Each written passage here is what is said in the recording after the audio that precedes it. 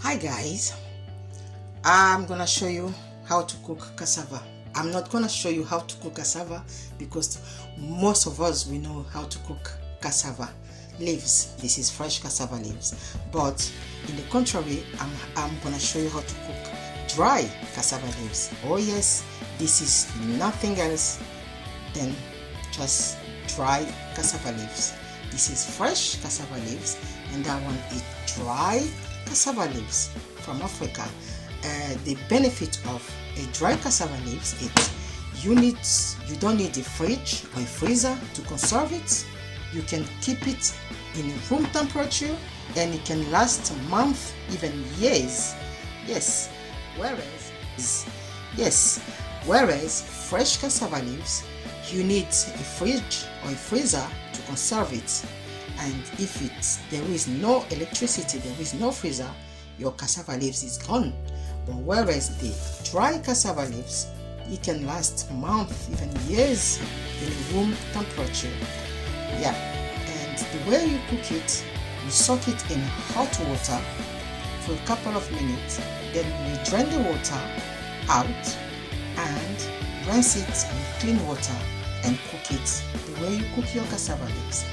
Alright, mes chers amis, ça c'est notre feuille de manioc. Le feuille de manioc, comme nous le connaissons toujours, fraîche feuille de manioc. Mais moi aujourd'hui, je vais vous montrer le feuille de manioc dry. Le feuille de manioc dry, donc séché, comme vous le voyez ici, c'est séché. Et la raison pour laquelle je préfère le feuille de manioc séché, spécialement quand tu viens du Congo, de l'Afrique, tu as beaucoup de bagages, tu as l'excès de bagages.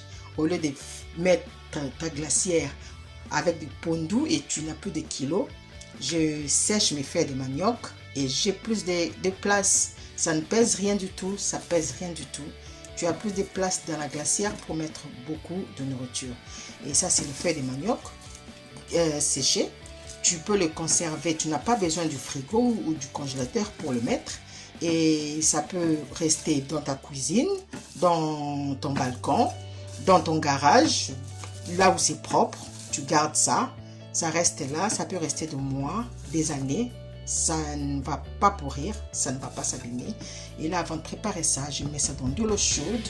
Je reste dans l'eau chaude pendant quelques minutes, 10-15 minutes. Après, je vais renverser cette eau, je vais rincer ça à l'eau tiède et puis je vais préparer ça. Tu le prépares exactement comme tu prépares tes feuilles de manioc fraîches. Donc, ça a le même goût, les mêmes méthodes. C'est tout. So, dans notre next vidéo, je vais vous montrer comment j'ai préparé mes feuilles de manioc séchées. Juste les bénéfices des feuilles de manioc séchées, c'est que tu n'as pas besoin de les conserver dans un frigo, dans un congélateur, et tu n'as pas besoin de voir la date d'expiration. Ça peut rester dans ta cuisine, dans ton placard, pendant des mois, pendant des années. Et ceux qui sont en Afrique, qui ont des problèmes de courant, moi je vous conseillerais de sécher vos feuilles de manioc. Comme ça, vous mettez ça dans votre cuisine. Et tu n'as pas besoin d'avoir le courant, ça reste là, bien conservé, 2 mois, des années. Tu n'as pas besoin plus de te tracasser de courant, de congélateur. Spécialement pour ceux qui ont des problèmes de courant, les feuilles de manioc qui nécessitent d'être au congélateur, dans le frigo. Et quand tu n'as pas l'électricité, tu mets tes feuilles de manioc, tu les sèches au soleil et tu les gardes dans ton congélateur, dans ton placard pendant des mois, des années. Et tu les prépares exactement comme tu prépares tes feuilles de manioc fraîches. Ça a le même goût. À suivre. Hi again guys, I'm back again. Like I was saying earlier, I was showing you our dry cassava leaves that I've soaked in hot water. And you can cook it like we always cook our cassava leaves. For me, I put aubergine, the big aubergine, and I've got my green Scotch bonnet, green chili, and I've got the green pepper. It's very tasty in cassava leaves, and I've got garlic, very tasty in cassava leaves. It softens it, yeah, it softens it. And I've got onions, you can see, and I've got spring onions here. I've got my spring onions, and I've got leek. I put leek in my pundu cassava leaves, and I put cabbage, white cabbage. Most of you will ask me why I put white cabbage. Because white cabbage, it's very sweet, and the sweetness, when you put it in your cassava leaves, it makes it more sweeter, and not only sweeter, but it softens your cassava leaves. You will eat it, you will feel the sweetness of the cassava leaves, and it will go very soft. So garbage, I put it in my cassava leaves. It makes it more sweeter, and it softens it. And also I put my dry smoked fish. As you can see, I've got my dry smoked fish here. And on top of that, I always put pilchard as well. I put the one in tomato sauce. Yeah, I don't put the one in bread. It's better to take the one in tomato sauce, the way I like it. But other people will like in bread. It's up to you guys, as long as it tastes. And I always put a bit of palm oil, not too much, and a bit of olive oil. And also, this is the salt I always use. This type of salt is very nice. It's good for people who have high blood pressure. It's very low it lower the blood pressure. So this is the salt. I will show you. As you can see it there.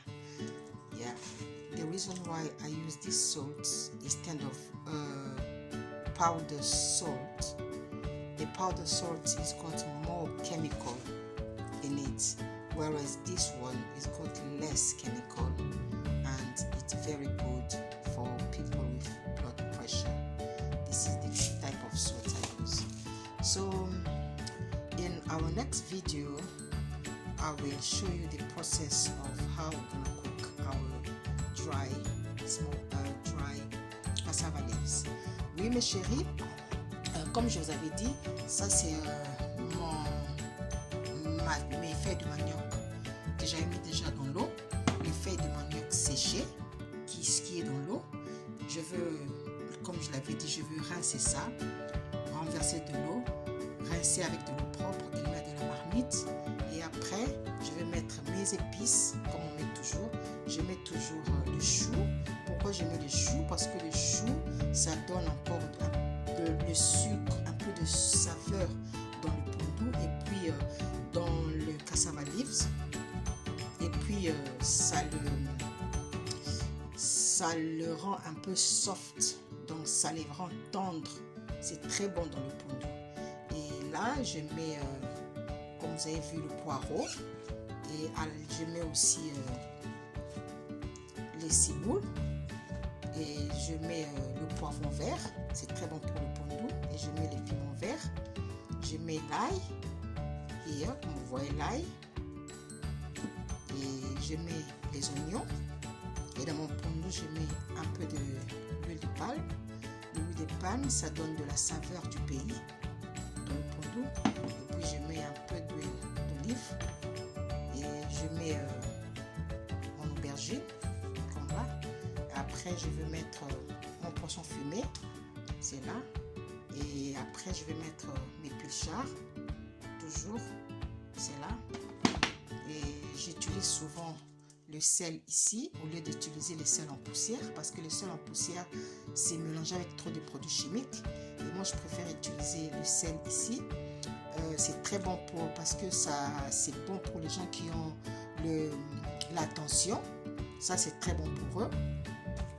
Et donc voilà, c'est ça. ça. C'est très bon pour la santé. Au lieu d'utiliser le sel en poussière, comme on dit, le sel de table chez nous. Donc voilà, on va commencer notre préparation dans notre prochaine vidéo et vous allez voir comment est-ce que je vais préparer mes feuilles de manioc séchées. Et je vais mettre le chou. Le chou, ça va être broyé. Et le chou, ça donne encore de la saveur dans le pondu. Et je ne mets pas trop d'épices parce que mettre trop d'épices dans le pondu, ça abîme le goût. Donc voilà, as you can see you guys.